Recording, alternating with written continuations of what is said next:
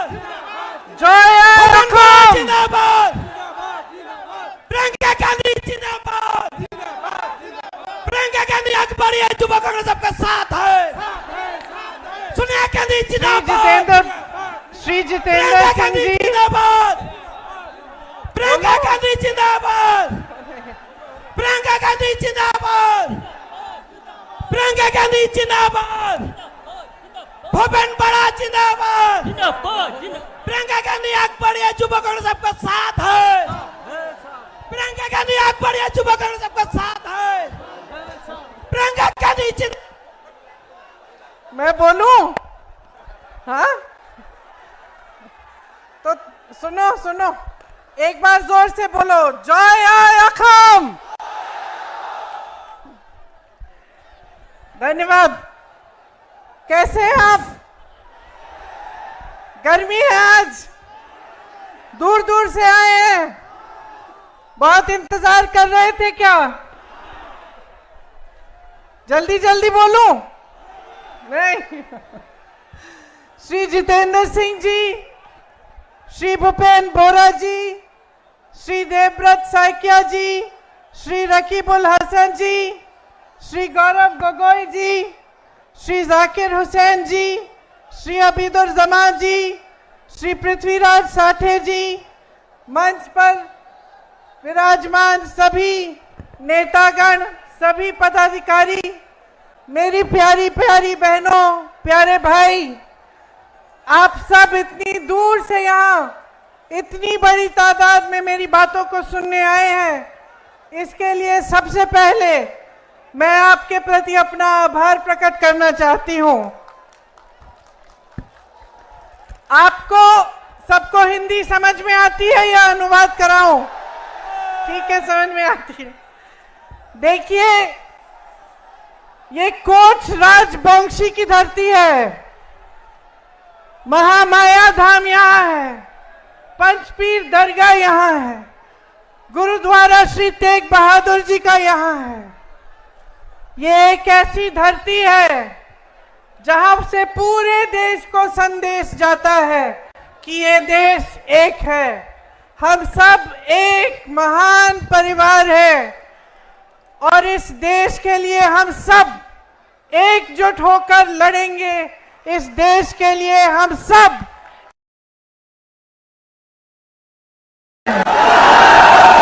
मेरे भाई श्री राहुल गांधी जी ने कन्याकुमारी से कश्मीर तक और मणिपुर से वो यात्रा भारत जोड़ो यात्रा थी, पहली वाली, और दूसरी यात्रा भारत जोड़ो न्याय यात्रा थी। आप सबके पास भी गुजरे होंगे, आप सबने देखा क्यों कर रहे थे। वो ये यात्रा इसी जमीन की भावना के तहत कर रहे थे, वो ये यात्रा इसी पूरे देश को याद दिलाए कि हम सब इकट्ठे हैं, हम सब एक हैं और ये देश हम सब का है। आपने देखा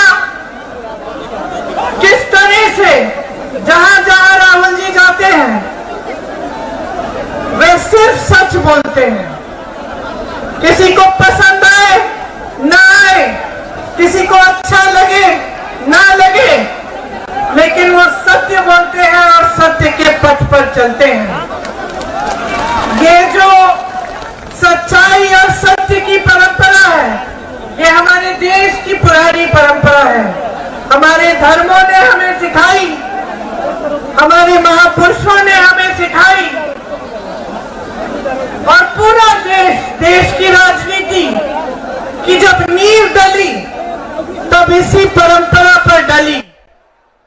महात्मा गांधी जी ने भी यही सत्य का पथ पकड़ा था। हमारे पूरे जो स्वतंत्रता आंदोलन की नींव थी वह यही थी, सत्य, सच्चाई और देश और जनता की सेवा। लेकिन आज देश में क्या हो रहा है? प्यारी बहनों, प्यारे भाई, जो आज देश में हो रहा है उसको समझने के लिए आपका ध्यान मैं कुछ चीजों की प्रति आकर्षित करूंगी। देश में जो राजनीति चल रही है, असम में जो राजनीति चल रही है, उसको आपको गहराई में समझना पड़ेगा। हालात ये है कि एक तरफ अपार सत्ता है, अपार धन है। मेरे मीडिया के साथी यहां हैं, सरकारों के साथ है। एक जमाने में मीडिया सरकार से सवाल उठाती थी, नेता कुछ गलत करता था तो जनता का प्रतिनिधित्व मीडिया करती थी, सवाल उठाती थी, पूछती थी। एक जमाने में सत्ता को जनता पूछ सकती थी, जनता सवाल उठा पाती थी, लेकिन आज पूरी सत्ता एक पार्टी के साथ है और उन्होंने इस लोकतंत्र को बचाने और मजबूत करने वाले सारे संस्थान कमजोर कर रखे हैं। चाहे वो मीडिया हो, चाहे न्यायपालिकाएं हो, चाहे दूसरे संस्थान जैसे इलेक्शन कमीशन हो, तमाम संस्थानों को कमजोर करने का प्रयास इन्होंने हमेशा किया है। इनके धन बल से सरकारें गिराई जाती हैं। सत्य का जो पथ है इन्होंने छोड़ डाला है। तो आज चाहे असम में, चाहे पूरे देश में एक ऐसी राजनीति चल रही है जो जनता के लिए नहीं चल रही है। असम के अपने मुख्यमंत्री को देखिए और उनकी तुलना बाकी मुख्यमंत्रियों से कीजिए जो कांग्रेस के प्रदेशों में कांग्रेस की सरकारें चला रहे हैं। आप रेवंत रेड्डी से पूछेंगे कि रेवंत जी तेलंगाना में आप क्या कर रहे हैं, तो वो आपको सारे काम गिनाएंगे। वो कहेंगे कि जो कांग्रेस पार्टी ने गारंटी दी थी चुनाव से पहले, उनको पूरा करने का काम कर रहा हूं। अगर आप आज कर्नाटका के सीएम से पूछेंगे कि आप क्या कर रहे हैं, तो कर्नाटका के सीएम आपको बताएंगे कि जो कांग्रेस ने गारंटी चुनाव से पहले दी उनको पूरा करने का काम कर रहे हैं। इसी तरह से जहां जहां कांग्रेस की सरकार है, आप वहां के सीएम्स को देखिए और आपको पता चलेगा कि सेवा के लिए समर्पित हैं। लेकिन यहां असम में माफियाओं का राज चल रहा है। भू माफिया, सुपारी माफिया, बालू माफिया, कोयले का माफिया, हर तरफ देखें तो वसूली और माफिया चल रही है। यहां पे सरकार जितने स्कैम करती है, चाहे वो किसान का संपदा स्कैम हो, या पीपीई किट पे स्कैम हो, या फ्लाईओवर का स्कैम हो, चाहे गाय की तस्करी जो खुलेआम हो रही है और कोई रोक नहीं रहा है, ये सारी चीजें चल रही हैं आपके प्रदेश में, लेकिन विकास का काम नहीं हो रहा है, आपका काम नहीं हो रहा है। यहां के सीएम के खिलाफ बड़े बड़े आरोप थे जब वो कांग्रेस पार्टी में थे, तब उनके खिलाफ एक बड़ा आरोप था। जैसे ही वो बीजेपी में शामिल हुए, वो सारे आरोप गायब हो गए। बीजेपी ने एक वॉशिंग मशीन बनाई है जिसके अंदर जिसको डालो पहले वो भ्रष्ट कहते हैं, जो भ्रष्ट होता है दूसरी पार्टियों से लाके अपनी वॉशिंग मशीन में डाल के साफ कर देते हैं। तो ये सबसे पहले इन्होंने आपके ही सीएम के साथ किया और ये मिसाल बन गया पूरे देश के लिए कि एक तरफ ये कहते हैं कि भ्रष्टाचार हो रहा है और दूसरी तरफ जो भ्रष्ट है उसको अपनी पार्टी में ले लेते हैं और सारे आरोप सारे के सब थम जाते हैं, ठंडे बस्ते में डाले जाते हैं। यहां पे जो सरकार है उसका ध्यान आप पे नहीं है, अपने बिजनेस पे है। कहां से बिजनेस होगा, कहां से कमाई आएगी, कहां पे कौन सी माफिया चल रही है, उसके साथ साठगांठ करना, यही इस सरकार का काम हो गया है। लेकिन इस बीच आप मुझे बताइए मेरे भाइयों, आपकी कितनी बड़ी बड़ी समस्याएं हैं। आज आप सब यहाँ पे बैठे हैं, मेरे नौजवान साथी यहाँ पे हैं, बताइए कितनों के पास रोजगार है? ऐसे हाथ उठा के बताइए। रोजगार मिला है? नहीं मिला है। किसी को, एक जने को तो मिला होगा, किसी को रोजगार नहीं मिला?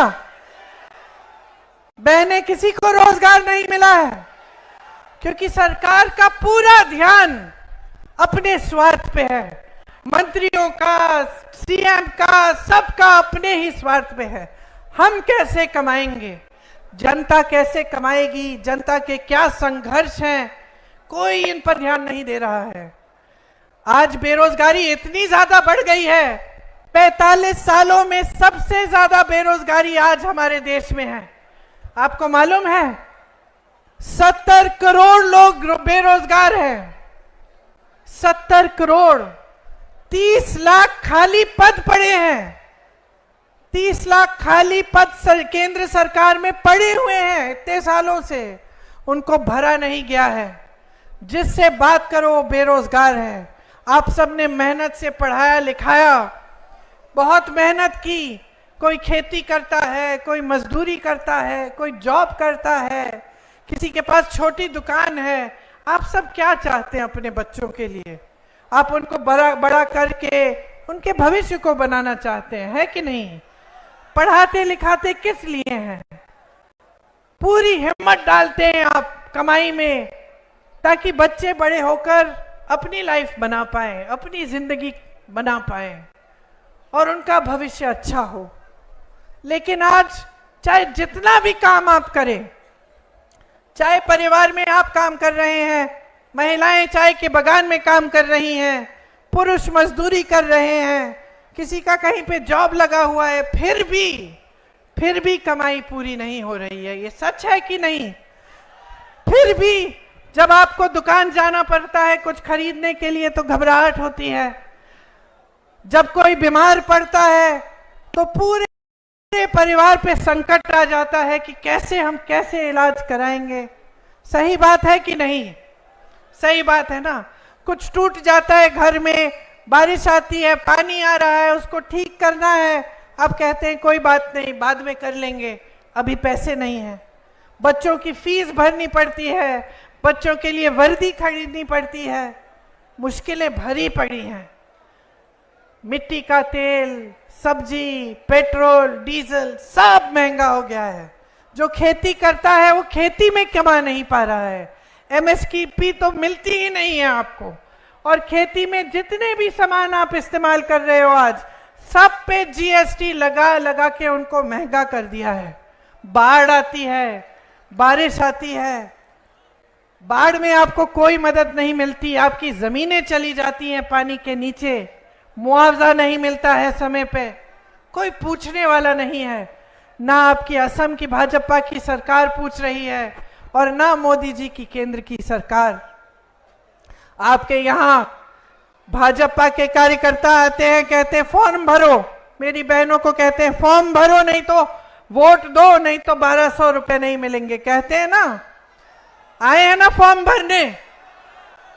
आप अगली बार आएंगे ना आपके घर तो आप उनसे पूछिए 1200 रुपए से आज क्या मिलता है? एक सिलेंडर भी नहीं मिलता है, समझे आप? आपको 1200 रुपए देने की बात कर रहे हैं। आज आपको 1200 रुपए में उन्होंने ये स्थिति बना दी है आपकी कि आपको एक सिलेंडर नहीं मिलेगा, कुछ नहीं खरीद पाओगे उस 1200 रुपए में। फिर भी आपके घर आके आपको धमकाते हैं, कहते हैं वोट दो, फॉर्म भरो, नहीं तो 1200 रुपए नहीं मिलेंगे। आपको मालूम है कि कांग्रेस पार्टी की गारंटी है, कांग्रेस पार्टी की गारंटी है कि मेरी बहनें, जो परिवार में सबसे बड़ी महिला है, उसको 8,500 रुपए हर महीने, साल में 1 लाख रुपए आपको मिलेंगे। क्योंकि बोझ आप उठाती हो। मैं महिला हूं, मैं समझती हूं। महिला चाहे बड़े घर की हो, चाहे छोटी घर की हो, चाहे गरीब हो, चाहे बहुत रईस हो, महिला हमेशा समाज का बोझ भी उठाती है और समाज की परवरिश भी करती है। नई पीढ़ी को तैयार करने वाली मेरी बहन मेरी महिला है। सबसे ज्यादा मेहनत करने वाली महिला है। काम पे जाती है, खेती में जाती है, नौकरी करती है, मजदूरी करती है, तो घर आकर बच्चों को देखती है, घर आकर खाना पकाती है, घर आकर सबकी देखभाल करती है। जब तक आप सब सो जाते नहीं हो, जब तक पूरा परिवार चैन से नहीं सोता, तब तक मेरी बहनें नहीं सोती हैं।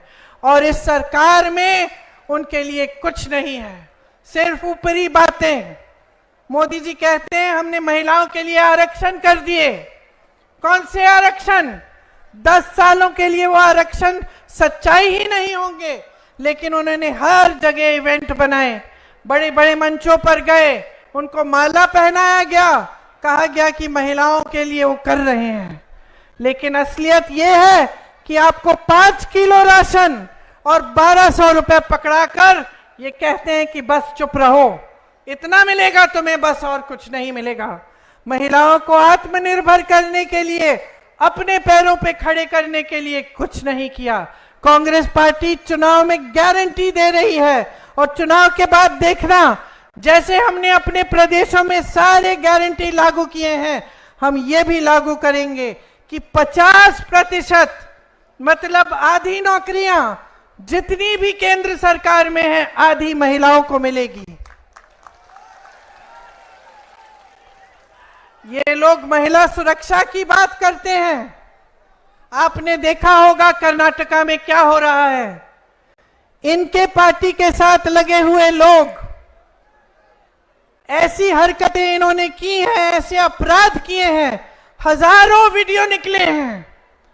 और क्या पता चला कि जिसने अपराध किया उसके साथ मोदी जी मंच पे खड़े होकर उसके लिए वोट मांग रहे थे। मंच पे खड़े होकर मोदी जी ने कहा कि इनको वोट दीजिए, ये हमारे को इनको जिताइए। वही अपराधी देश से भाग के निकल गया, किसी ने रोका नहीं। बहनों और भाइयों, मोदी जी ने नहीं रोका, उनके अमित शाह जी ने नहीं रोका, उनको निकलने दिया। जहां जहां महिलाओं पे अपराध हुआ है, चाहे हाथरस में यूपी में हुआ, मैं गई थी उस महिला के घर, उसकी मां रो रही थी, उसकी बच्ची 19 साल की थी, उस समय मेरी बच्ची भी 19 साल की थी। उसके साथ सारी गलत हरकतें करके उसको जलाया गया, माता पिता को उसका शव भी नहीं देखने दिया। उसके बाद उन नाव में ऐसा हादसा हुआ एक महिला के साथ, उसको भी जला दिया गया। ये लोग कुछ नहीं बोले, मोदी जी कुछ नहीं बोले, बल्कि इन्होंने अपराधियों को बचाने का काम करवाया। जहां जहां अपराधी थे सबको बचाया, उनकी रक्षा की गई सरकार से। लेकिन महिला की सुरक्षा के बारे में ये लोग बात करते हैं। ये लोग आकर आपको कहते हैं कि हम महिलाओं की सुरक्षा करेंगे। किस मुंह से करेंगे बहनें, किस मुंह से? हाथरस में नहीं की, उन्नाव में नहीं की, मणिपुर में एक जवान की बीवी को निर्वस्त्र करके सबके सामने चलाया गया। सबने वो वीडियो देखा कि नहीं? सबने देखा। मोदी जी ने देखा होगा ना, अमित शाह जी ने देखा होगा ना, तो चुप कैसे हो गए? बचाने नहीं आए, कोई कार्रवाई नहीं हुई, आंख मूंदी, मुंह इस तरफ फेर लिया। पूरा देश देख रहा था, महिला को बचाने नहीं आए। जहां जहां अपराध हो रहा है वो अपराध होने दे रहे हैं। ओलंपिक की हमारी मेडलिस्ट थी, जब मेडल जीत के आई मोदी जी के घर गई, मोदी जी ने बुलाया उनको चाय पिलाई, उनके साथ फोटो खिंचाई। सारी मीडिया में ने लिखा, देखो मोदी जी के काल में इंडिया मेडल लेके आ रही है ओलंपिक से।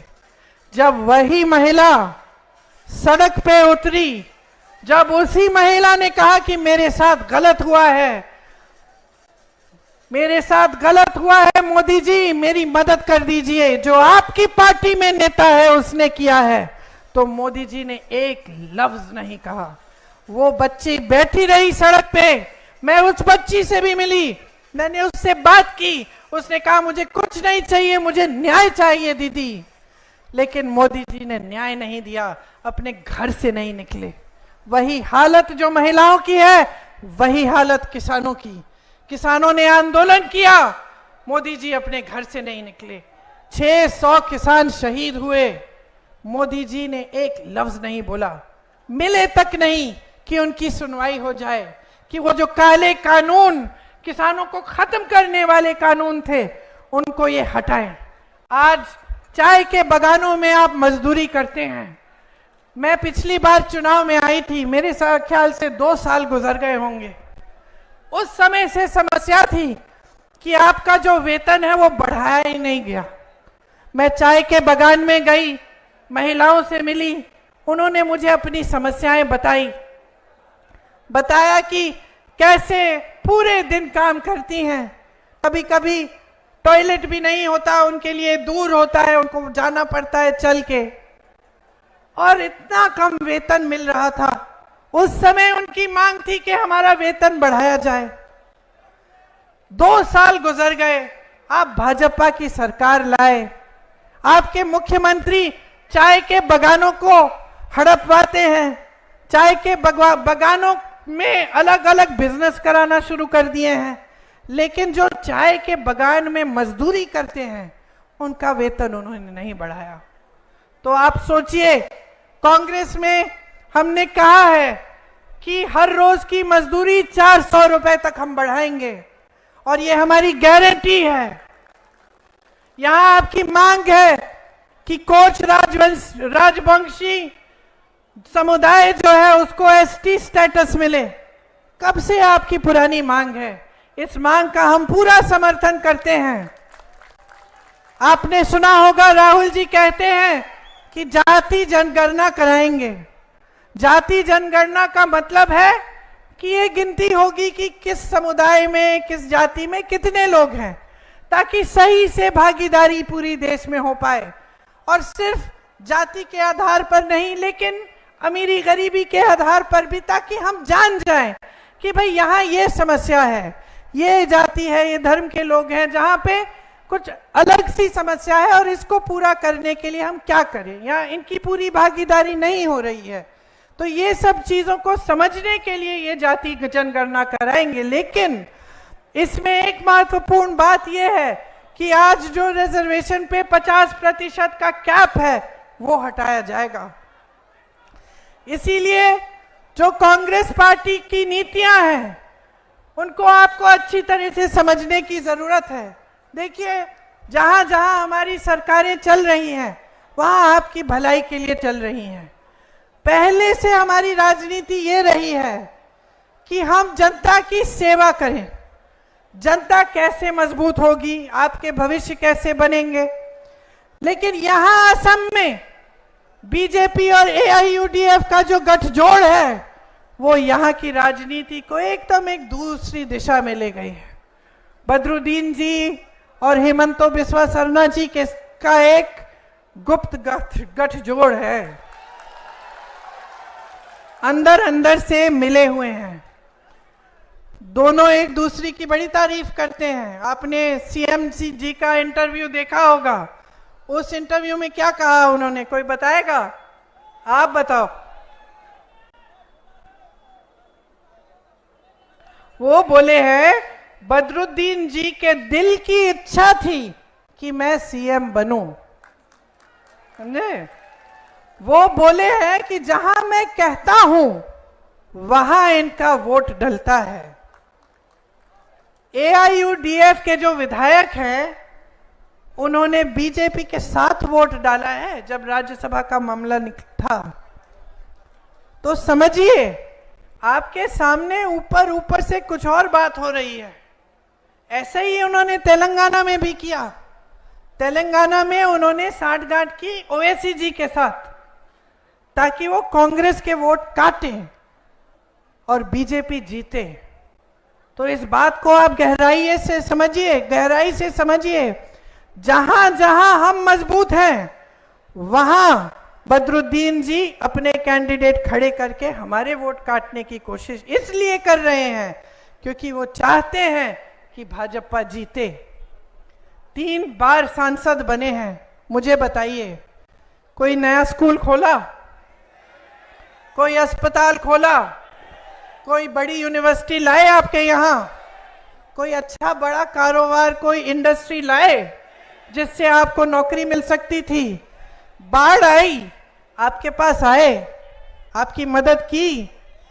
वो तो खुद कहते हैं कि वो व्यापारी हैं, खुद कहते हैं मैं व्यापारी हूं, मैं बिजनेसमैन हूं, है कि नहीं? तो वो तो व्यापार ही कर रहे हैं, राजनीति नहीं कर रहे हैं, वो सेवा नहीं कर रहे हैं, वो व्यापार कर रहे हैं आपके साथ। और जहां जहां उनका फायदा है वहां वहां जा रहे हैं। ये आपका फायदा नहीं दे रहे हैं, उनके इतर का बड़ा बिजनेस है कि नहीं?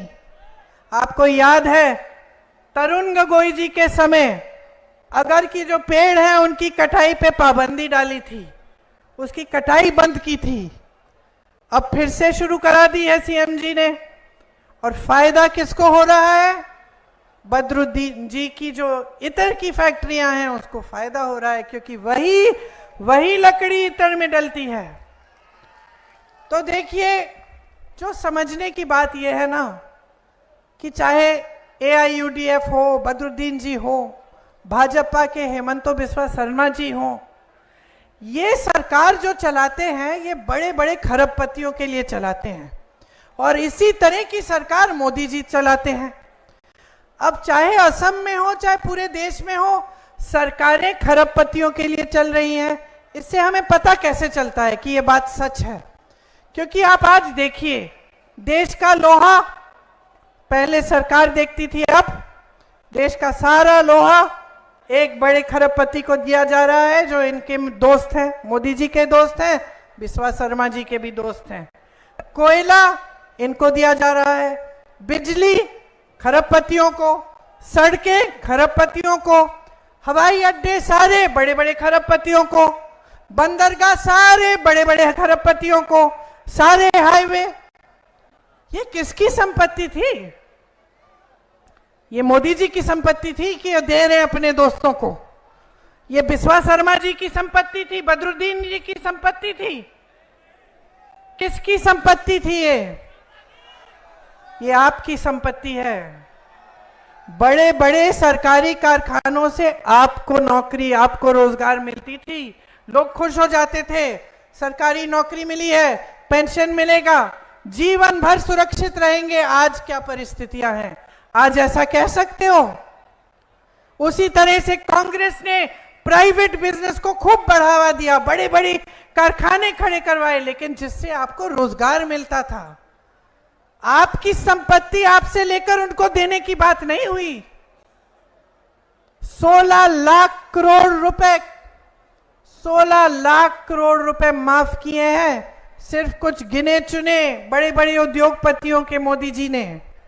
सोचिए, 16 लाख करोड़ रुपए से क्या क्या नहीं हो सकता था। यहां कितने कारखाने बन जाते, आपके स्कूल बन जाते, आपको रोजगार मिल जाते, आपकी सड़कें, आपके घर में पानी, जो बाढ़ आती रहती है उसको रोकने का कोई इंतजाम बन जाता।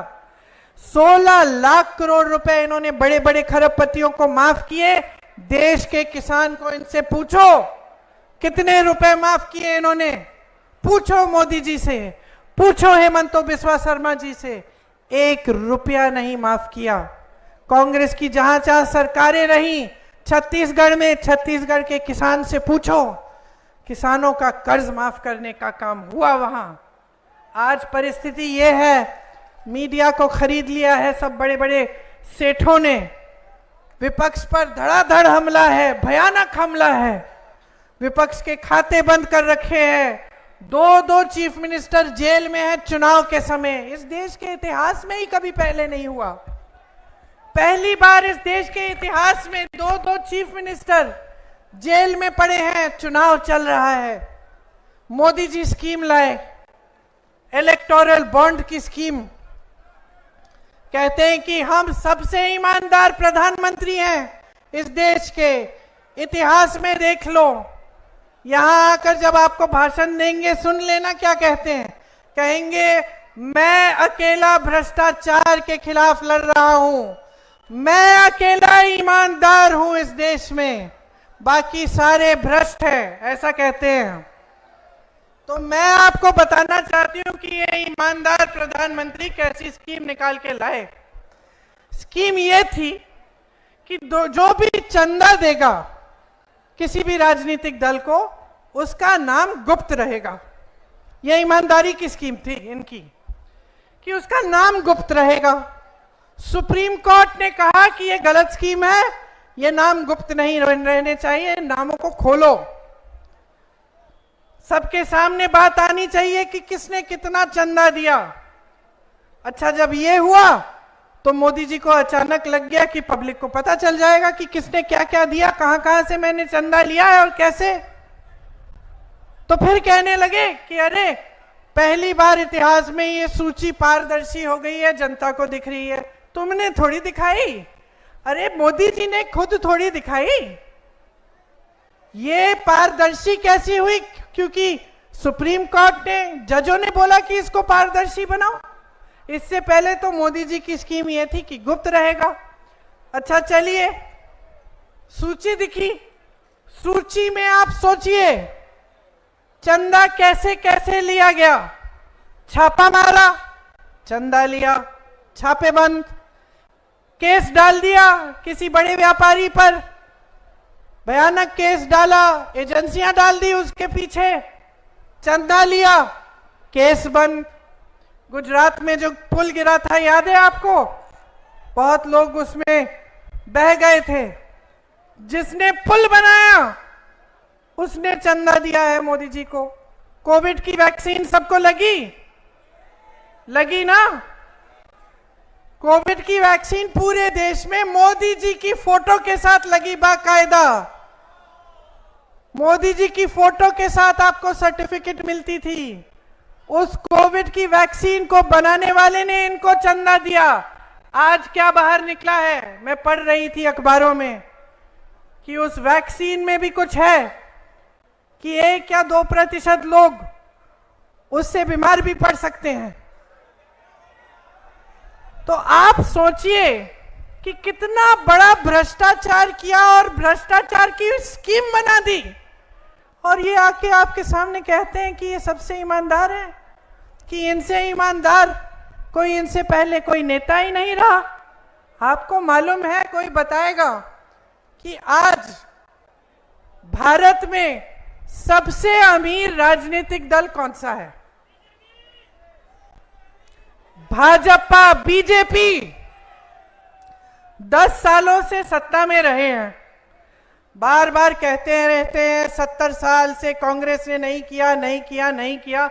हाँ, कांग्रेस ने 70 सालों में इतना पैसा नहीं कमाया जितना इन लोगों ने कमाया है।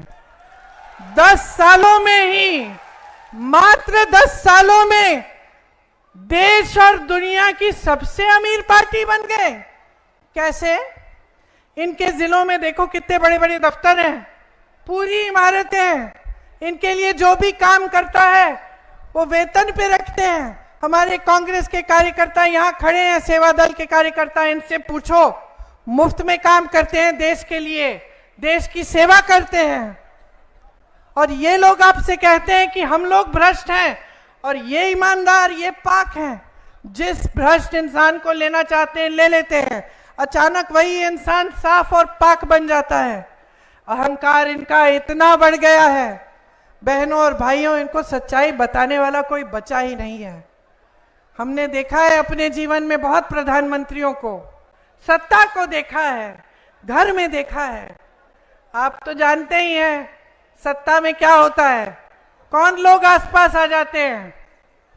चमचे आते हैं कि नहीं, है ना? सबसे पहले चमचे, फिर झूठ बोलने वाले, सच्चाई नहीं बताएंगे, बाहर अंधेरा है बोल देंगे उजाला है कि नहीं? और जब इतनी सत्ता होती है और इतना अहंकार होता है, और जब नेता सब में भय फैलाता है, डर फैलाता है, तब तो और भी, तब तो किसी की हिम्मत ही नहीं होती। अब आपकी ये स्थिति है, महंगाई है, बेरोजगारी है, किसान पिछली मूर्ति बनवा रहे हैं किसी व्यापारी से, और चाहते हैं कि ये उससे भी बड़ी हो। सोचिए, इतना अहंकार बढ़ गया है, इतना अहंकार बढ़ गया है कि आज इनके नेता संविधान को बदलने की बात कर रहे हैं। संविधान को बदलने का मतलब क्या है? गांव-गांव में यहां इनके जो उम्मीदवार हैं, जो मंत्री हैं, इन्होंने बयान दिए हैं और बयान में कहा है इस बार भाजपा को जिताओगे तो संविधान बदल जाएंगे, बदल डाल।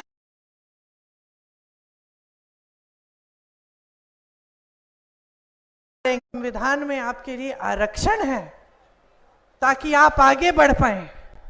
आज इसी संविधान को बदलने की बात, इस संविधान को जिसके लिए असम के महापुरुष, पूरे देश भर के महापुरुषों ने अपना जीवन दिया, जिसके लिए लड़े, ये स्वतंत्रता आंदोलन जो 100 सालों से चला, जब से 100 सालों से, जब से ब्रिटिश यहां थे, तब से आस्ते आस्ते आंदोलन शुरू हुआ, चला, अंत में हमें आजादी मिली, लोगों ने त्याग किया इस संविधान को बनाने के लिए। इस संविधान को बनाने के लिए डॉक्टर अंबेडकर जैसे महापुरुष, महात्मा गांधी जैसे महापुरुष लड़े, जवाहरलाल नेहरू लड़े, और आज ये लोग, इनका अहंकार इतना बढ़ गया है कि ये कह रहे हैं हमारी मूर्ति श्री लचित भूखंड की मूर्ति से बड़ी बनाओ, हम संविधान को बदलेंगे। ये संविधान इनका थोड़ी है कि ये बदल सकते हैं। ये संविधान इस देश का है, ये संविधान आपका है। जिस तरह से आपकी संपत्ति किसी बड़े खरबपति को पकड़ा रहे हैं, उस तरह से आज ये कहने लगे हैं कि आपका ये संविधान वे बदल डालेंगे, जब जी चाहे कुछ भी ले आएंगे। तो कौन रोकेगा इनको? कौन रोकेगा? अगर फिर से इनकी सरकार आई तो जाने क्या कर डालेंगे। कोई पूछ नहीं रहा है, मीडिया सच्चाई दिखा नहीं रही है। तो अगर आप जागरूक नहीं बनेंगे, अगर आप चुनाव में ये डिमांड नहीं करेंगे, ये मांग नहीं उठाएंगे कि जो नेता आपके सामने आता है भाषण देने के लिए, मेरी तरह जो मंच पे खड़ा है, वो आपकी बात करे, आपके विकास की बात करे, जब बाढ़ आएगी क्या करेगा वो बात करे, आपके लिए स्कूल कब बनाएगा वो बात करे, तो बदलाव कैसे आएगा मेरे भाइयों, मेरे बहनों? कैसे आएगा बदलाव अगर आप जागरूक नहीं होंगे? ये देश आपका है, समझ लीजिए। इस देश को बचाने का सबसे बड़ा काम, सबसे बड़ी जिम्मेदारी आपकी है, हमारी है। हम लड़ रहे हैं, सड़कों पे लड़ रहे हैं, प्रदेश प्रदेश में लड़ रहे हैं। राहुल जी चल रहे हैं कन्याकुमारी से कश्मीर, आपकी लड़ाई लड़ रहे हैं। हम नहीं चाहते कि ये देश टूटे, हम नहीं चाहते कि इस देश के संविधान में जो हक आपको दिए गए हैं, जिसके लिए आपके पूर्वज लड़े, उन हकों को कमजोर किया जाए। हम चाहते हैं कि जनता मजबूत बने, कि जैसे जनता के लिए सरकारें बनती थी, उसी तरह से आपको एक सरकार मिले जो आपके लिए काम करके दिखाए। आपके सामने ये नेता आते हैं, मोदी जी खास तौर से, कैसी कैसी बातें करते हैं। ये चाहते हैं कि हर चुनाव को हिंदू मुसलमान बनाया जाए, किसी न किसी तरह से यही इनका प्रयास रहता है। ये चाहते हैं कि चुनाव में आपके जज्बात उभरे, ताकि किसी का वोट इधर, किसी का वोट उधर जाए। ये चाहते हैं कि जो आपको विरासत में मिला, जो आपकी संपत्ति है, वो जब ये बड़े बड़े खरबपतियों को दे दें तो आपको पता भी नहीं चले। ये आके बातें करते हैं कि आपके मंगलसूत्र को एक्सरे से कांग्रेस पार्टी ढूंढ के निकाल के किसी और को देने वाली है। बताइए, 70 सालों के लिए कांग्रेस की सरकार रही, 70 सालों के लिए हम स्वतंत्र रहे हैं, और उन 70 सालों में 55 सालों के लिए कांग्रेस की सरकार रही। किसी ने आपके मंगलसूत्र, आपका सोना आपसे छीना? किसी ने आपसे कुछ लिया, लूटा? कोई आपके घर में एक्सरे मशीन लेकर आपके गहनों को ढूंढने की कोशिश कर रहा था उन 55 सालों में? उन 55 सालों में आपको क्या नहीं मिला, ये आप जानते हैं। आप जानते हैं कि उन 55 सालों में कितनी बड़ी, कितनी एकड़ जमीन इंदिरा गांधी ने गरीबों को लौटाई? जानते हैं कि नहीं जानते हैं? जमीनों के पट्टे कितने लोगों को मिले कांग्रेस की सरकार में? मोदी जी जब यहां आएंगे ना, उनसे पूछिए उन्होंने अडानी जी को कितने एकड़ जमीन, इस देश की जमीन मुफ्त में दिया है। देखते हैं जवाब दे सकते हैं कि नहीं। 70 सालों में बैंकों का राष्ट्रीयकरण किया गया।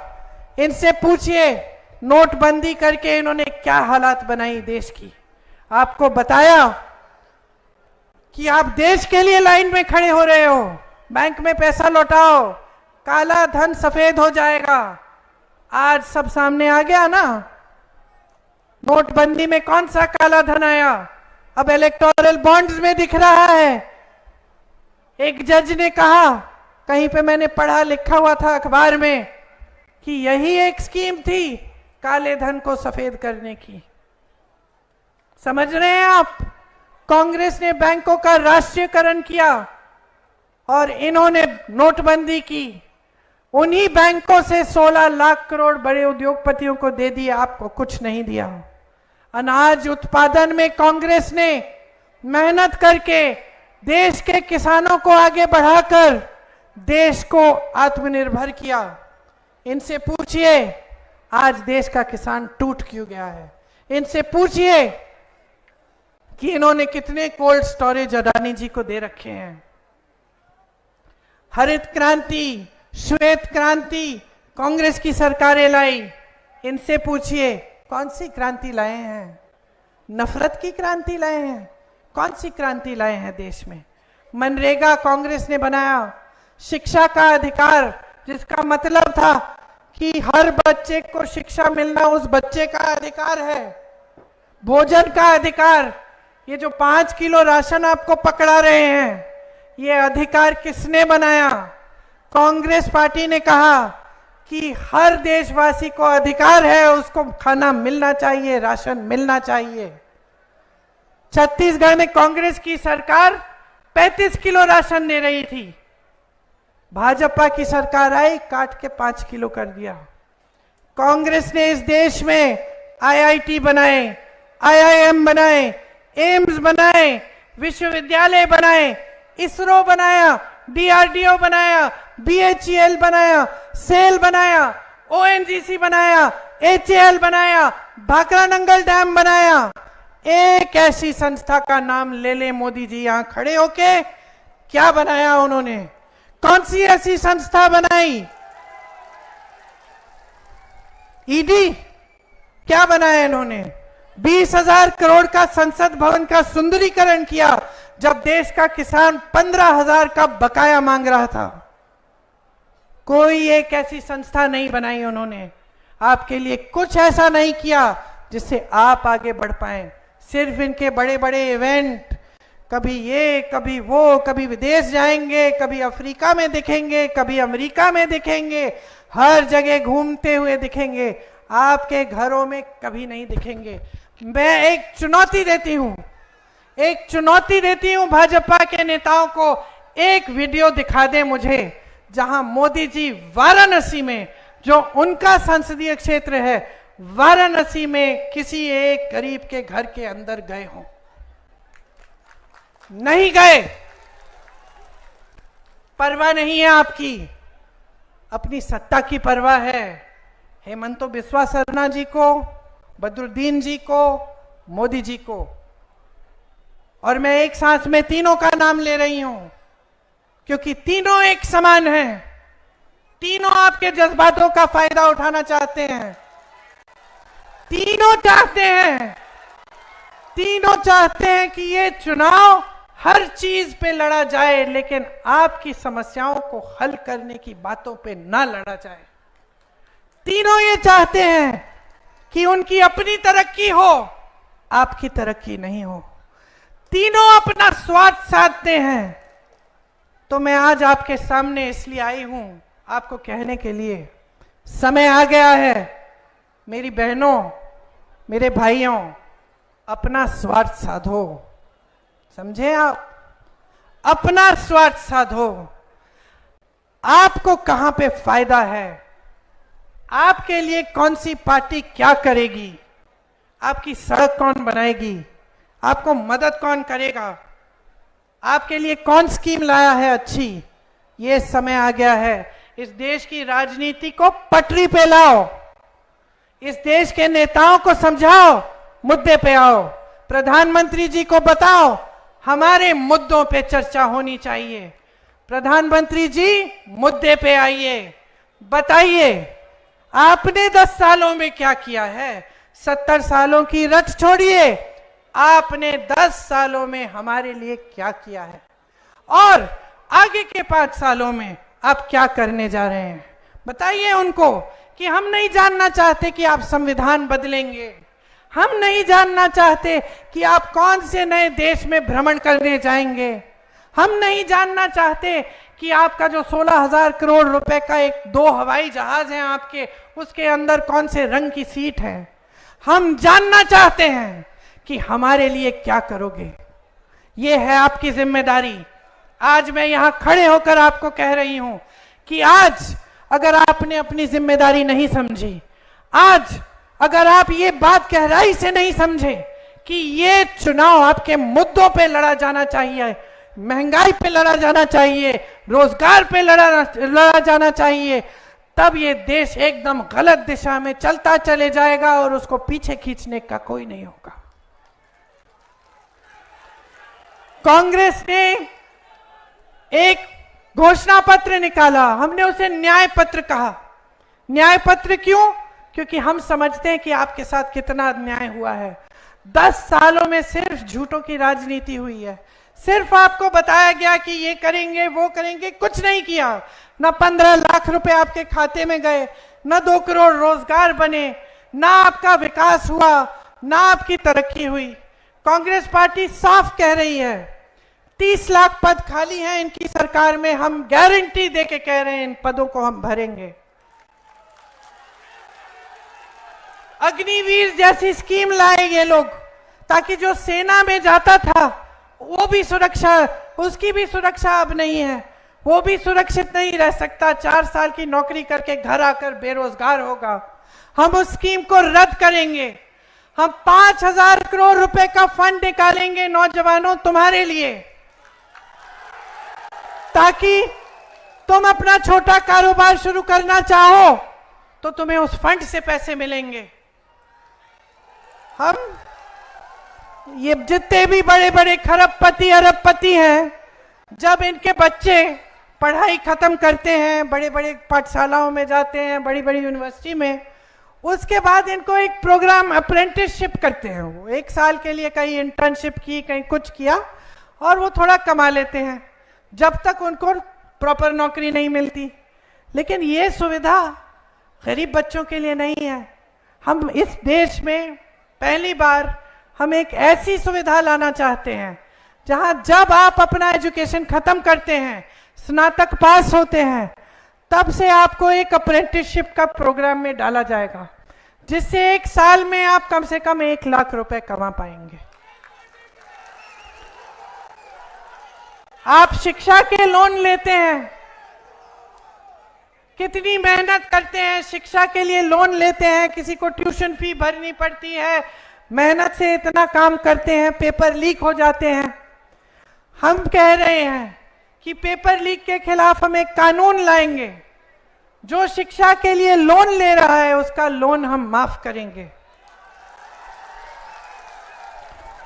ये फसल में आपका नुकसान होता है जब बाढ़ आती है, तो हमारी गारंटी है कि 30 दिनों के अंदर अंदर आपको पूरा मुआवजा मिलेगा, पूरा भुगतान मिलेगा। खेती के सारे सामान हम जीएसटी से मुक्त करेंगे। आपको एमएसपी नहीं मिलती, जो न्यूनतम समर्थन मूल्य है। हम एक कानून ला रहे हैं कि कानून के तहत किसानों को न्यूनतम समर्थन मूल्य मिलना पड़ेगा। ये किसान का अधिकार बना रहे हैं हम।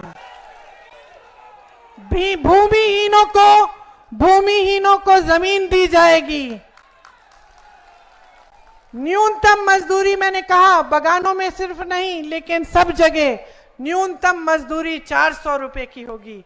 और एक सबसे बड़ी जो स्कीम जो हमने राजस्थान में करके दिखाई कि 25 लाख रुपयों तक इलाज मुफ्त होगा आपका, मतलब स्वास्थ्य की सुविधाएं मुफ्त होंगी।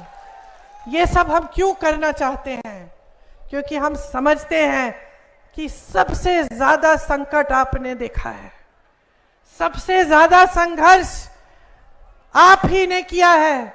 इस देश के आम आदमी ने, इस देश के गरीब ने, इस देश के मजदूर ने, इस देश की महिला, इस देश के किसान ने।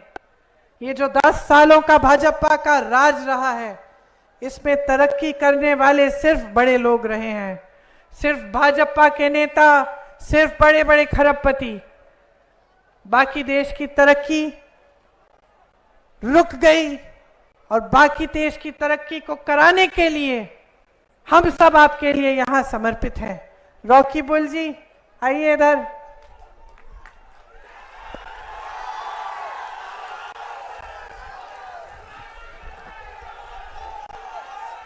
कितनी बार ये विधायक रहे हैं? 6 बार विधायक रहे हैं। 6 बार ना? 6 बार। 6 बार इनको क्यों बार बार जनता ने जिताया? क्योंकि इनकी राजनीति सेवा की राजनीति है, आपके लिए समर्पित रहते हैं। आज ये लोकसभा का चुनाव लड़ रहे हैं, एक बार जोर से बताओ जिताओगे कि नहीं? एक बार और यहां से डुबरी से पूरे देश में संदेश भेजो, पूरे देश में, कि भाजपा और जो भाजपा के साथ छुपी साठगांठ रखने वाली पार्टियां हैं, उनको जनता सबक सिखाएगी और जनता एक ऐसी राजनीति इस देश में वापस लाएगी जो सेवा की राजनीति है, जो सच्चाई की राजनीति है और जो जनता की समस्याओं को हल करने वाली राजनीति है। आप सबने इतनी धूप में इतनी लंबी बात सुनी मेरी, इसके लिए आपका बहुत बहुत धन्यवाद। इनको भारी बहुमत से जिताओ, चुनाव के बाद मैं वापस आऊंगी आप सबको धन्यवाद देने के लिए। जय हिंद।